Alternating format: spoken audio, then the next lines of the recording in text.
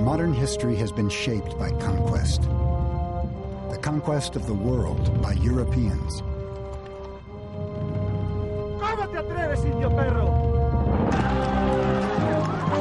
The conquistadors led the way.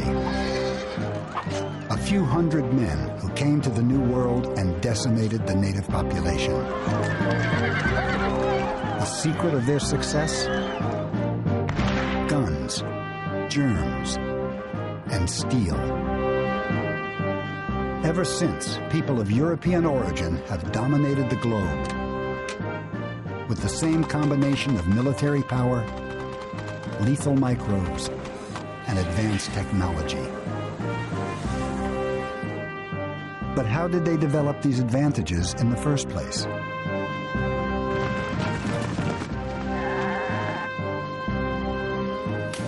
Why did the world ever become so unequal?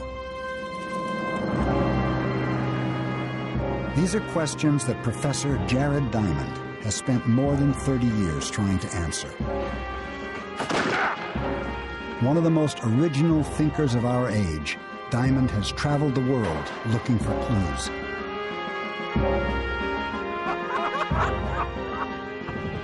He set himself a daunting task: to peel back the layers of the past and explore the very roots of power in the modern world.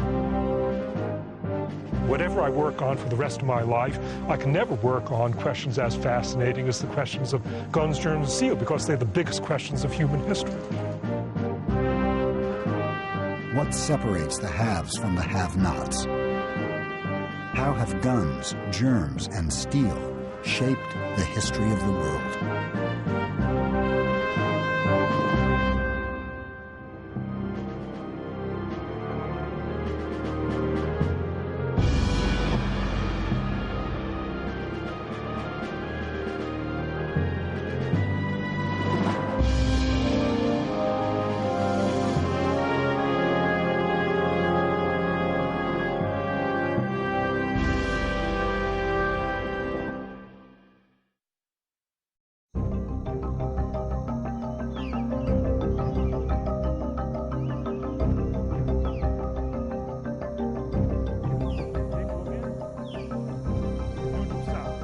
Jared Diamond's quest to uncover the roots of inequality began in the rainforests of Papua New Guinea. Oh, we look up. Oh.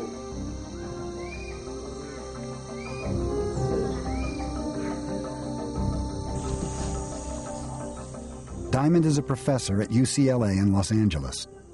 He's a biologist by training, a specialist in human physiology. But his real passion has always been the study of birds.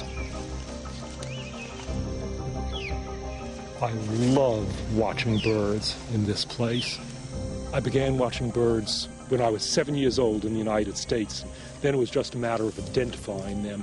I came here when I was 26 years old to New Guinea, and it was love at first sight. Look. Diamond has been making regular trips to New Guinea ever since. Why squirty? And is now a leading expert on the bird life of the island. Morning, One Talk. But in the course of his field work, he's become just as curious about the people of New Guinea. You go find a fish. 20 fish you got? That's old number 2 bush pal cry going.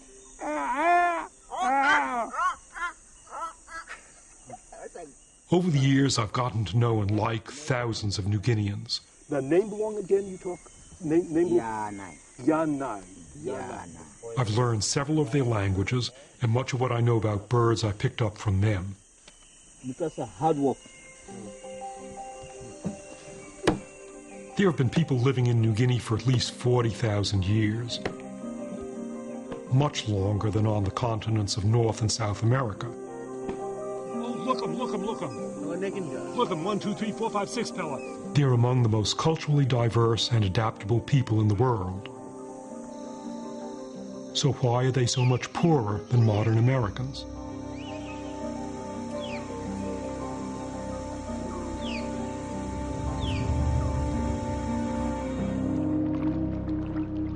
The question was put to Diamond bluntly by a man called Yali, whom he met on a beach more than 30 years ago. Why you white men have so much cargo and we New Guineans have so little? Yali's question really threw me. It seemed so simple and obvious, and I thought it must have a simple and obvious answer. But when he asked me, I had no idea what that answer was. Why you white men have so much cargo and we New Guineans have so little?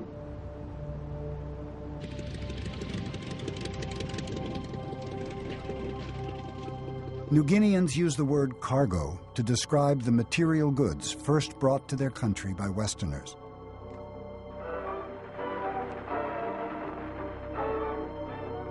Cargo was regarded by many as evidence of the white man's power. It was treated with an almost religious reverence.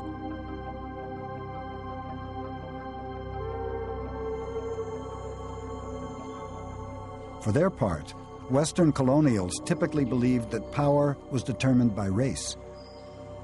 They saw themselves as genetically superior to the native population.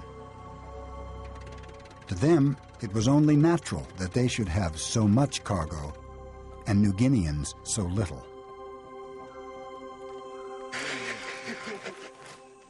To me, any explanation based on race is absurd. I know too many really smart New Guineans to believe there's anything genetically inferior about them. It's their ingenuity and their quickness to learn that have always impressed me. They can go empty-handed into some of the most difficult environments on Earth, knock up a shelter in a few hours and survive. Me trying this pellet step. This pellet rope be strong and up and up and up and up. I wouldn't know where to start. In this environment, I'd be helpless without them.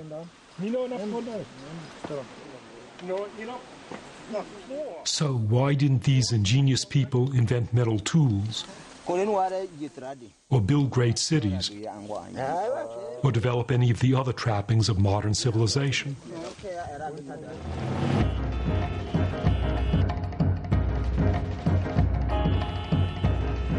The world that I'm from is so different. The modern U.S. is the richest, most powerful state on Earth. It's crammed with more cargo than most New Guineans could ever imagine. But why? That's what Yali wanted to know. How did our worlds ever become so different?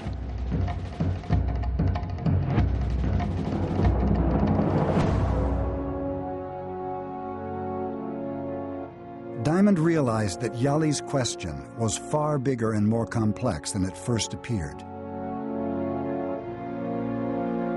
It was really about the roots of inequality. A question as old as human history itself. Why, since ancient times, have some societies progressed faster than others? What allowed the Egyptians to build great pyramids while most of the world was still scratching out a living? How did the Greeks ever develop such an advanced civilization? Or the Romans? Or the Maya? All great civilizations have had some things in common: advanced technology, large populations, and a well-organized workforce. If I could understand how those things came into existence, then I'd understand why some people marched faster than others during the course of history.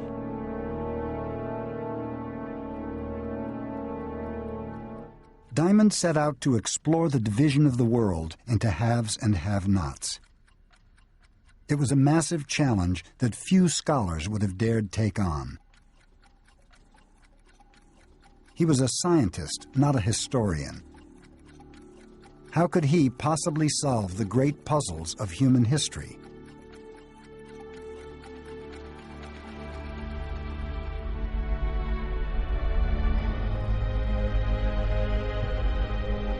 To understand where inequality came from, Diamond needed to identify a time before inequality, when people across the world were living more or less the same way. He had to turn back the clock thousands of years, back before the first civilizations, back into prehistory.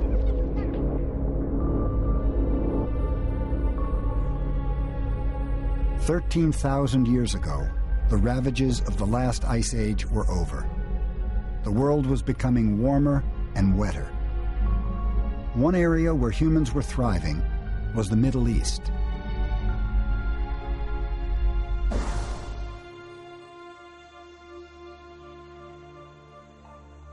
"13,000 years ago, the Middle East was far less arid than today, with more forests, trees, and plants.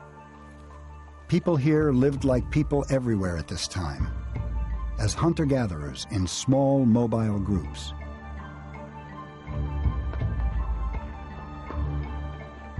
They were frequently on the move, making shelters wherever they could find animals to hunt or plants to gather. They'd live in these shelters for weeks or months at a time, as long as they could keep feeding themselves. But as seasons changed and animals migrated, they'd move on to the next valley or ridge looking for new sources of food.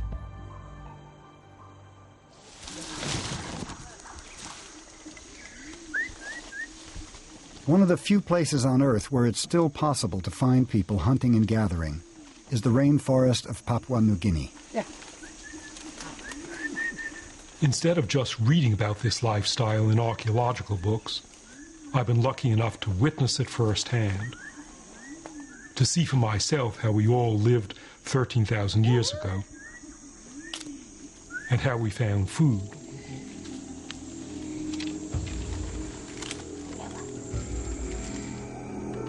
To catch an animal requires skill, stealth, and encyclopedic knowledge about hundreds of animal species.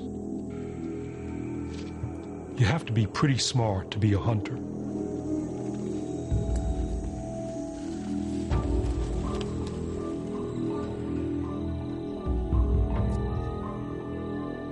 "13,000 years ago, people in the Middle East hunted in the same way, tracking down whatever game they could find. But the fundamental problem with hunting is that it's never been a productive way to find enough food. It takes time to track each animal. And with a bow and arrow, there's no certainty of how the hunt will end. One of something. You know could lap. You try him again. Okay. Pull him. Okay. One time more. Yes. One So time you more. pull him strong. Me pull him strong. Yeah, me. Yeah, you pull him strong and by go more yet. Me play broken bowl on No, you. but yeah, you not strong. You not strong, yeah. Me no strong. What or So something. you pull him strong. All right, me pull him strong. Me fight him one pellet divide. Divide, I did it. You number one, me number two. Me try, me go.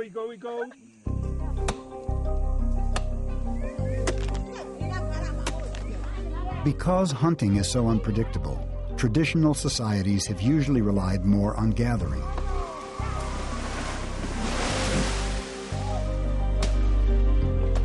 In this part of Papua New Guinea, the gathering is done by women.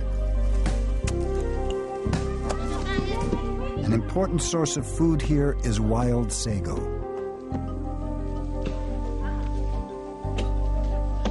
By stripping a sago tree, they can get to the pulp at the center, which can be turned into a dough and then cooked.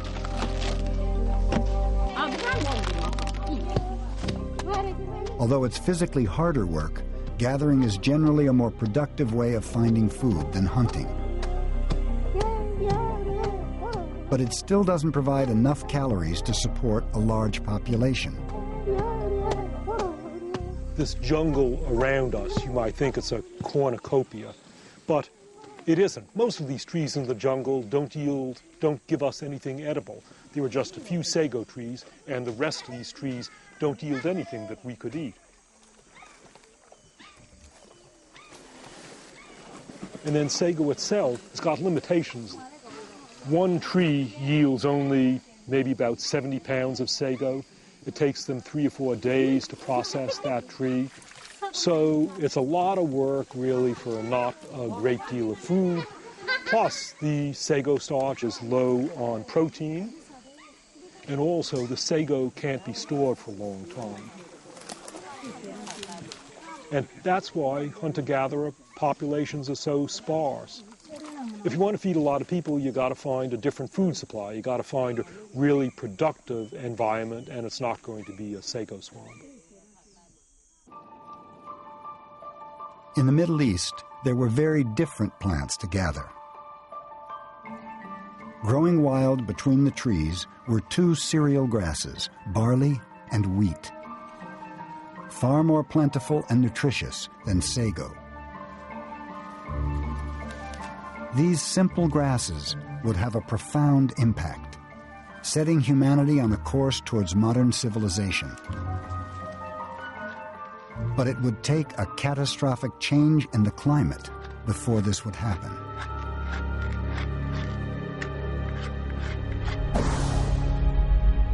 $12,500 years ago, the world's climate became highly volatile. The long-term thaw that had brought about the end of the last ice age suddenly went into reverse. Global temperatures dropped and ice age conditions returned. The world became colder and drier. The Middle East suffered an environmental collapse.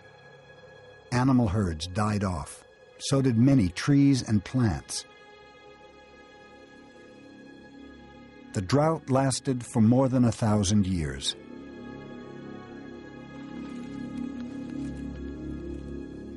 People were forced to travel farther and look much harder to find any source of food. But despite the conditions, they would somehow survive and even prosper. Here in the Middle East, a new way of life would come into being, one that would change the face of the earth.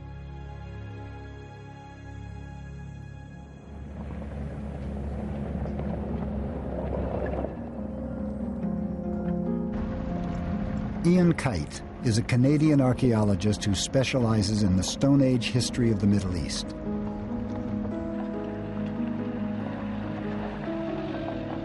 His work is focused on a site in the Jordan Valley near the Dead Sea, a place known as Dra. Kite is a co-director of the dig and works with an international team of archaeologists. They've uncovered the remains of ancient dwellings that were clearly more sophisticated than any hunter-gatherer shelters. This is image here. Those would never really exposed all the way around. They believe this was a small village, one of the earliest permanent villages anywhere in the world. People were starting to put down roots. What we would have had was this village of, 40 to 50 people living in the same place. We would have had a series of oval huts that would have been partially cut into the ground. And these would have been very much the first time people settled down and lived in communities in a really extensive way. When they radiocarbon dated the site, they discovered that the village first emerged 11,500 years ago, at the same time as the end of the drought in the Middle East. But how was it possible to feed an entire village if times were so hard? After 4 years of digging at Dra, the archaeologists believe they have an answer. It lies in this unique structure. What you can see here is the outline of a mud wall coming all the way around here. And on the inside we have a series of upright stones that have been chipped in such a way where you can see a notch on them. And there would have been a series of beams over top of that with a floor across it. And basically you would have had a dry, humidity-controlled environment where they could take grain, they could take any plants, they could dry them out, put them in here, protect them from insects, protect them from moisture, protect them from water percolating through. What that ends up being, from our perspective, is probably the world's first granary in some form, a place where they're able to store food in a particular location on a year-round basis.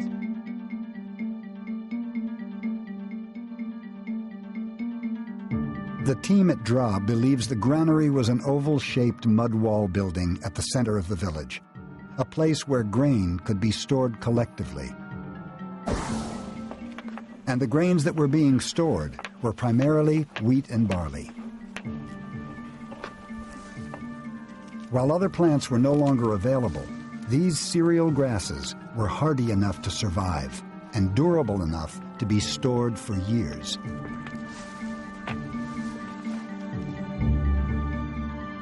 But if this was a time of scarcity, how was there enough grain to fill a granary? The answer suggests a radical shift in human behavior. At some point during the drought in the Middle East, people started growing their own food.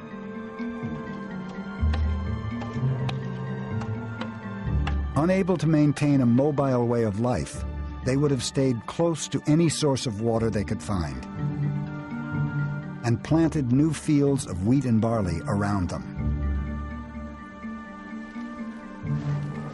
Rather than just following food sources around different locations, for the first time what people start to do is that they bring these resources back to them. Not just as harvested food, but they're bringing them as seeds. And they're growing them next to their village. And that's the first time, really, this is the first time we see this anywhere in the world. The Stone Age people of the Middle East were becoming farmers, the first farmers in the world.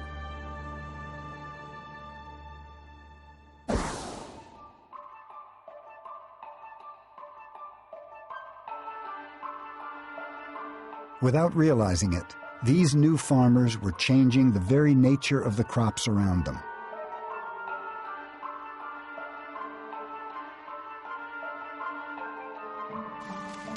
With every round of planting and harvesting, they'd favor ears of wheat and barley whose seeds were the biggest, tastiest, or easiest to harvest. Traits that were useless to the plant in the wild thrived under human cultivation. They interrupted the cycle. They interrupted the normal environmental cycle and started to select these individual plants and basically rewarding those that were going to be most profitable to them. And so even though it was accidental, once that whole process started, people are starting to control nature.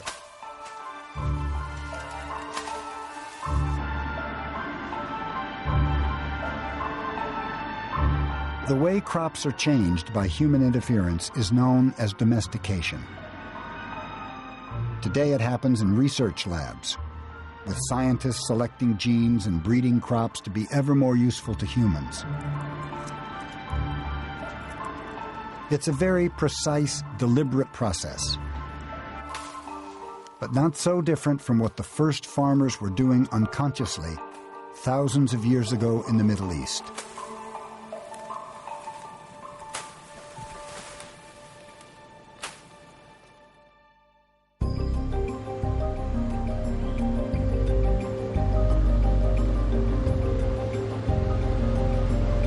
The transition to farming was clearly a decisive turning point in human history. People who remained hunter-gatherers couldn't produce anywhere near as much food as farmers, and also couldn't produce much food that could be stored. They were always going to be at a chronic disadvantage.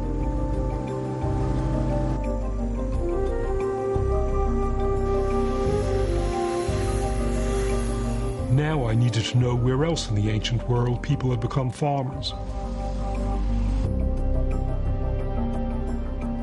If I could establish links between the spread of farming and the spread of civilization, I'd be well on my way to answering Yali's question.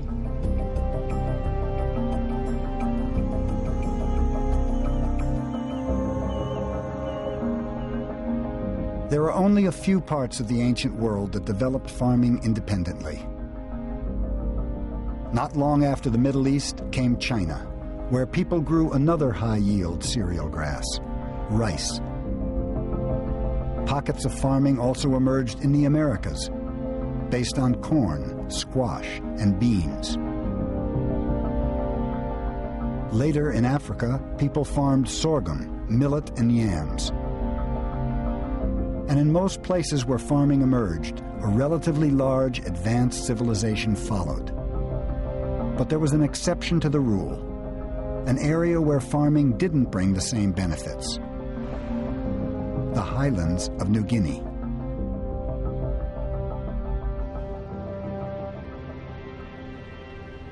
For 50 years after Westerners colonized New Guinea, they thought the highland valleys in the interior were uninhabited. In fact, they were the most densely populated part of the island, with one of the oldest systems of farming in the world. Archaeologists now believe that people have been farming here for almost 10,000 years, almost as long as the people of the Middle East.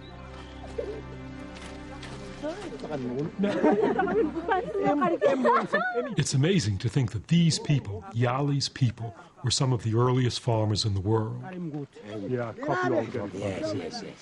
But if they were farmers, why weren't they propelled down the same path towards civilization as the people of the Middle East or China or Central America? Why didn't they end up producing their own cargo? New Guinea farmers themselves were surely no less talented than farmers anywhere else in the world. So, what was the difference?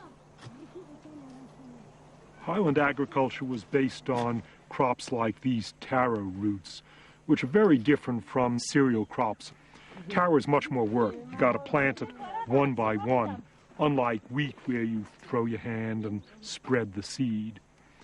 And these New Guinea crops can't be stored for years the way wheat can. They rot quickly. They have to be eaten in a short time. They're also low in protein compared to wheat, so these farmers of the New Guinea highlands suffered from protein deficiency.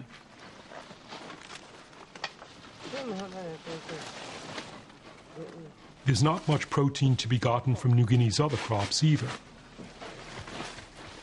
People here farm local varieties of bananas. But although bananas are rich in sugar and starch, like taro, they're low in protein.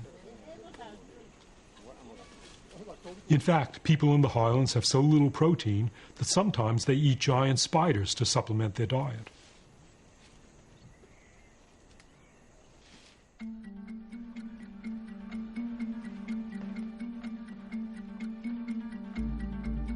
I'd reached a moment of realization. Farming was clearly crucial to the story of human inequality.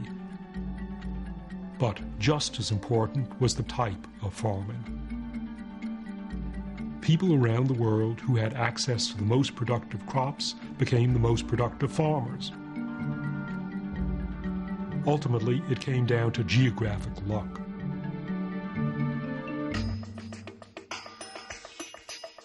It's an audacious idea that the inequalities of the world were born from the crops we eat. According to Jared Diamond, Americans have had an advantage over New Guineans because for centuries they've grown crops that are more nutritious and productive.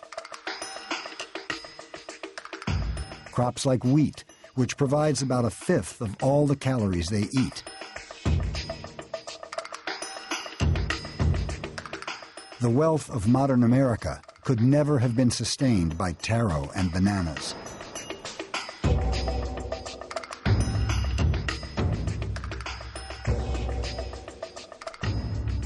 But Diamond's idea seems almost too simple. Could plants alone really have the power to shape the course of human history?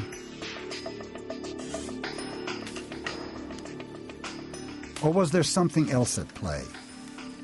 Another reason for the division of the world into haves and have-nots.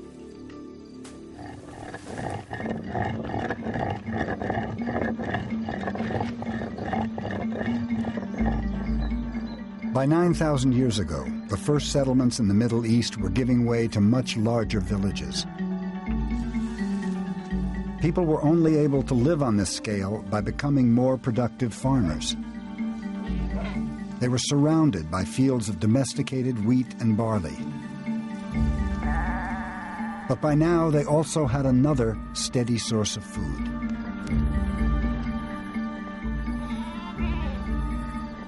What we see happening about 9,000 years ago is a remarkable transformation in the way that humans are interacting with animals. We begin to see a process of animal domestication, by which we mean humans were controlling where they were moving, they were controlling their feeding, and they were controlling their breeding. Instead of having to go out to hunt, you have a dependable meat supply on the hoof year-round around your site, rather than being subject to seasonal variations in wild game. As well as meat, animals could be used for their milk, providing an ongoing source of protein. Their hair and skins could be used to make clothes for extra warmth. Over time, domestic animals became an integral part of the new agricultural way of life.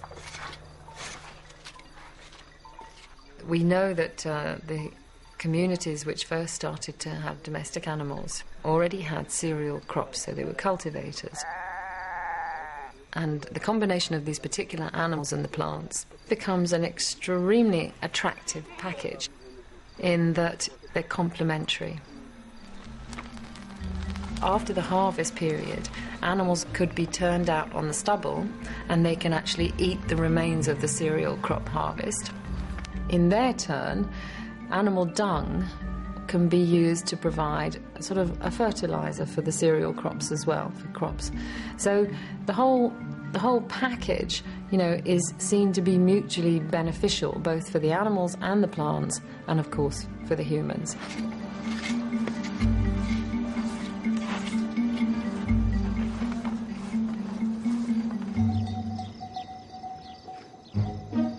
Goats and sheep were the first animals to be domesticated in the ancient world, and were eventually followed by the other big farm animals of today.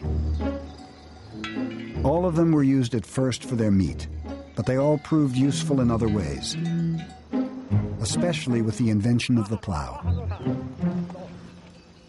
Before the Industrial Revolution, beasts of burden were the most powerful machines on the planet. A horse or an ox harnessed to a plow could transform the productivity of the land, allowing farmers to grow more food and feed more people. In New Guinea and many other parts of the world, people never used plows because they never had the animals to pull them. The only big domestic animal in New Guinea was the pig, and wasn't even native. It came in from Asia a few thousand years ago. While Europe and Asia had not only pigs, but also cows, sheep, goats, horses, buffalo, camels, and so on. Now, pigs do give you meat, but pigs don't give you the other products that you get from those European nation animals. Pigs don't give you milk or wool or leather or hides. And most important of all, pigs can't be used for muscle power. Pigs don't pull plows or pull carts. The only muscle power in New Guinea was human muscle power. Even today, there are no beasts of burden in New Guinea, and almost all of the farm work is still done by hand. But if farm animals were so useful, why didn't New Guineans domesticate any of their own? I decided to add up all the animals in the world that have ever been domesticated. And I was amazed by what I found.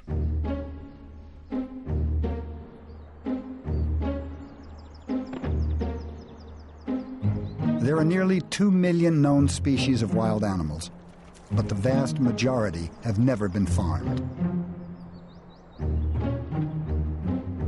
Most insects and rodents are of no practical use to humans and not worth the effort of farming. Some birds, fish, and reptiles have been domesticated, but most are simply impractical to farm. So are most carnivores, not because they're dangerous, but because you'd have to grow other animals just to feed them. The best animals to farm are large, plant-eating mammals. And over the years, humans have probably tried to domesticate all of them, usually without success. Despite repeated efforts, Africans have never domesticated the elephant.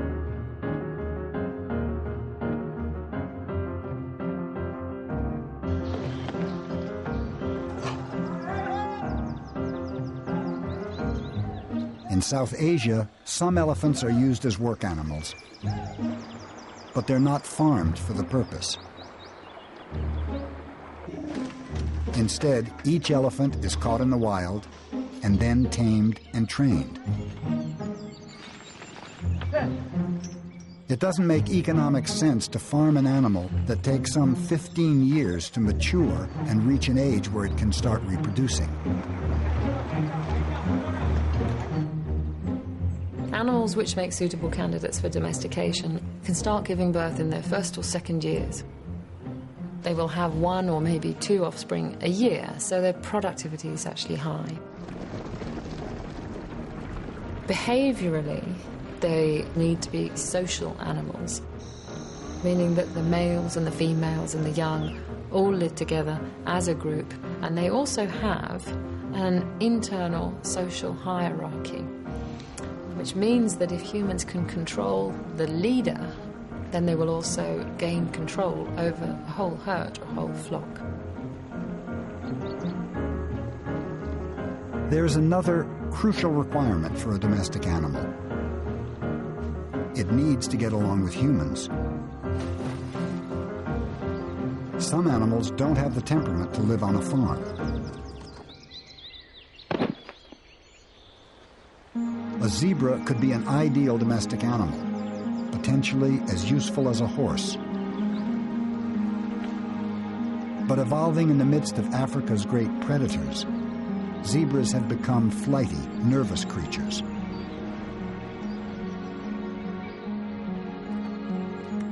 They have a vicious streak that humans have been unable to tame. That may be why zebras have never been harnessed to a plow or ridden into battle. I counted up 148 different species of wild, plant-eating, terrestrial mammals that weigh over 100 pounds. But of those 148, the number that have ever been successfully farmed for any length of time is just 14. Goats, sheep, pigs, cows, horses, donkeys, Bactrian camels, Arabian camels, water buffalo, llamas, reindeer, yaks, mithans, and Bali cattle. Just 14 large domestic animals in 10,000 years of domestication. And where did the ancestors of these animals come from? None was from New Guinea, or Australia, or sub-Saharan Africa, or the whole continent of North America. South America had the ancestor of just one large domestic animal, the llama. The other 13 were all from Asia, North Africa, and Europe. And of these, the big 4 livestock animals, cows, pigs, sheep, and goats, were native to the Middle East. The very same area that was home to some of the best crops in the world was also home to some of the best animals. Little wonder that this area became known as the Fertile Crescent.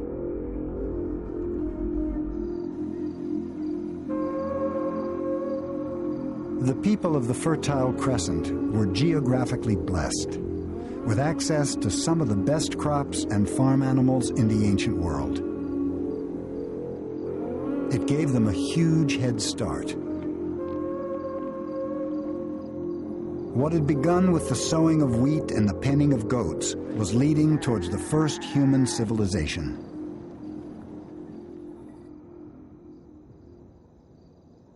The archaeological site of Guer in southern Jordan is 9,000 years old. But it has all the hallmarks of a town. A few hundred people lived here in rows of houses that were a wonder of technology. Every time I come here, I'm amazed by what those people were doing. Some of the houses have a kind of air conditioning. This window here is to control the air coming from the street inside the house. And the houses, the walls and the floors of the houses from the inside at least were covered with plaster.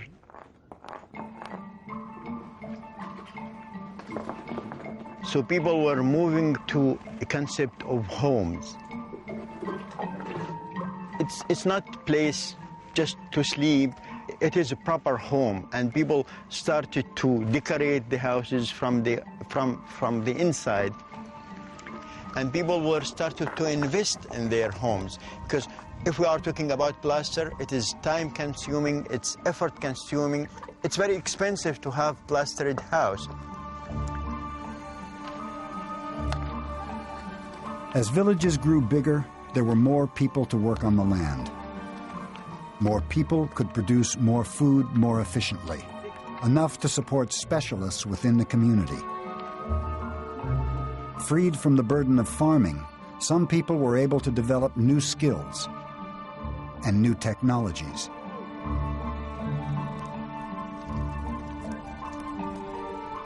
Making plaster from limestone was a major technological breakthrough.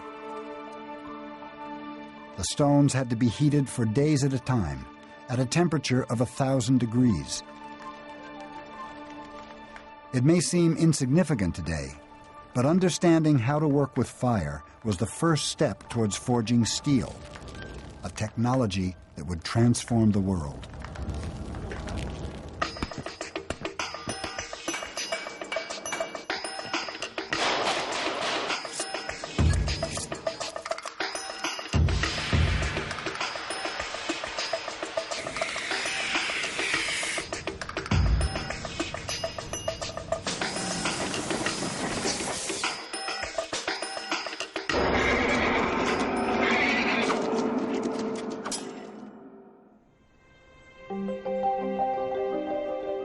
By contrast, places like New Guinea never developed advanced technology. Even today, some people in the highlands are working in ways that have barely changed for centuries.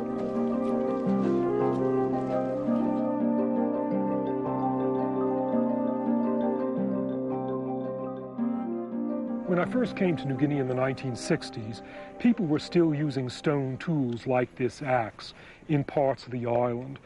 And before European arrival, people were using stone tools everywhere in New Guinea. So why didn't New Guinea develop metal tools by itself? And eventually I realized that to have metalworking specialists who can figure out how to smelt copper and iron requires that the rest of the people in the society who are farmers be able to generate enough food surpluses to feed them. But New Guinea agriculture was not productive enough to generate those food surpluses. And the result was no specialists, no metal workers, no metal tools. The way of life in New Guinea was perfectly viable. It had survived intact for thousands of years. But according to Diamond, people didn't advance technologically because they spent too much time and energy feeding themselves. And then Westerners arrived and used their technology to colonize the country.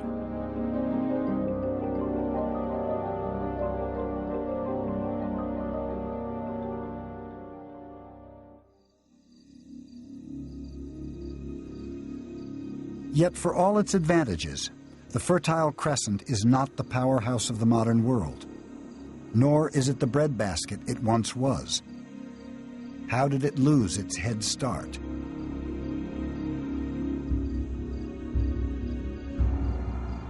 Within 1,000 years of their emergence, most of the new villages of the Fertile Crescent were abandoned. Ironically, the region had a fundamental weakness.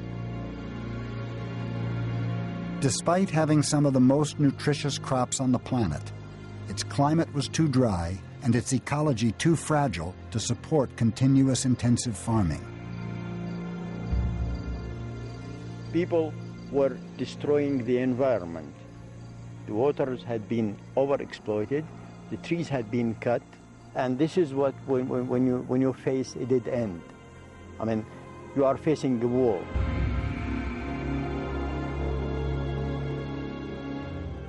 You will end with landscape like that. I mean, with few trees, with no grass, and with less water. So what we are looking at today is the outcome of overexploiting the environment.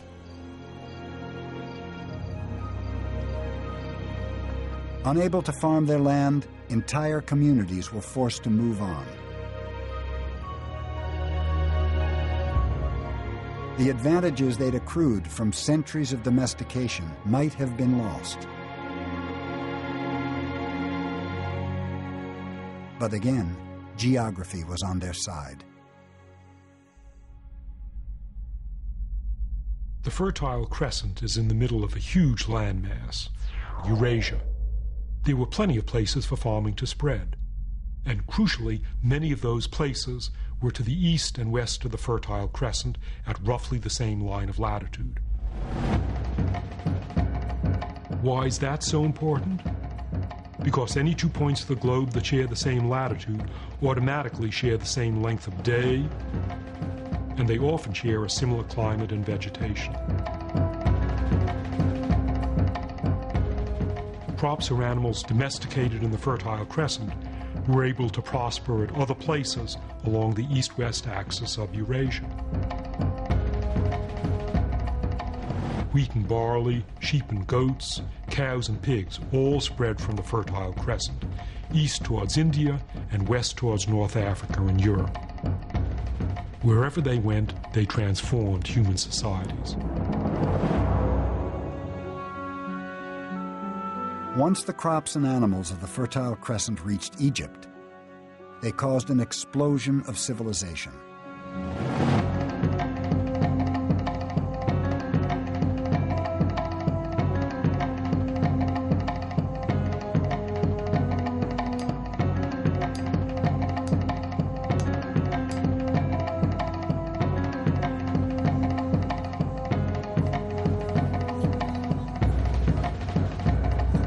Suddenly, there was enough food to feed the pharaohs and generals, the engineers and scribes, and the armies of people required to build the pyramids.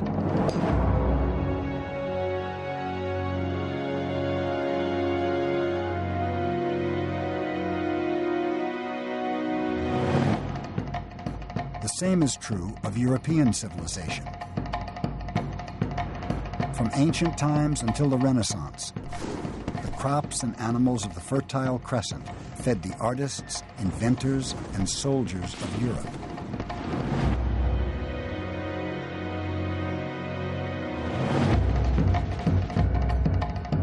In the 16th century, the same crops and animals were taken by Europeans to the New World. At the time, there was not a single cow or ear of wheat in all the Americas. Now there are 100 million cattle in the U.S. alone. And Americans consume 20 million tons of wheat a year. Modern, industrialized America would be unthinkable without the spread of farming from the Fertile Crescent.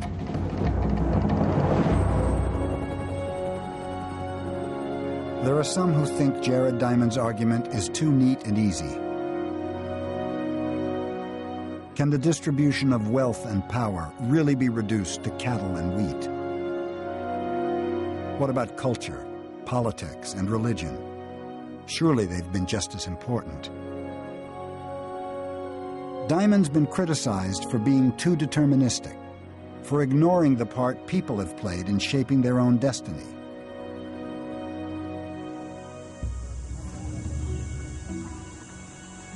My years in New Guinea have convinced me that people around the world are fundamentally similar. Wherever you go, you can find people who are smart, resourceful, and dynamic. No society has a monopoly on those traits. Of course, there are huge cultural differences, but they're mainly the result of inequality, they're not its root cause.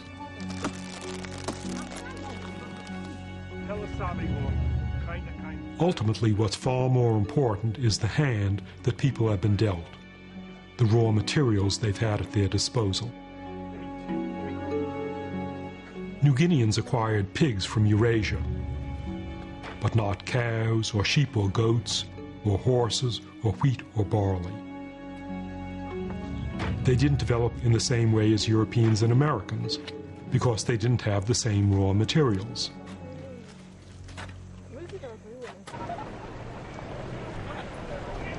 I'm not saying that those divisions of the world are set in stone and can't be changed. It's quite the opposite. The towns of Papua New Guinea are becoming bigger and more developed, populated by modern New Guineans trying to catch up with the rest of the world.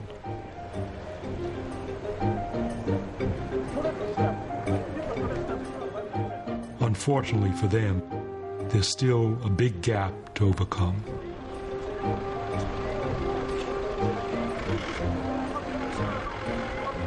Why you white men have so much cargo and we New Guineans have so little?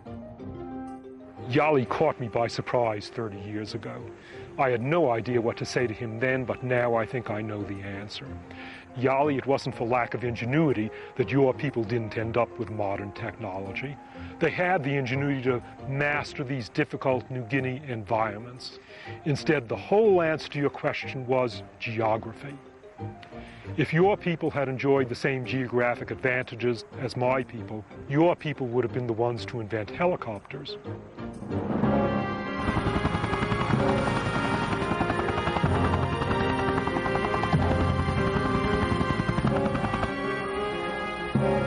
Jared Diamond set out to explore the division of the world into haves and have-nots.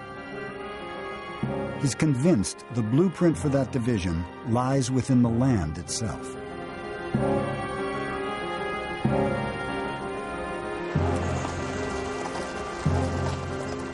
But can his way of seeing the world really shed light on the turning points of human history?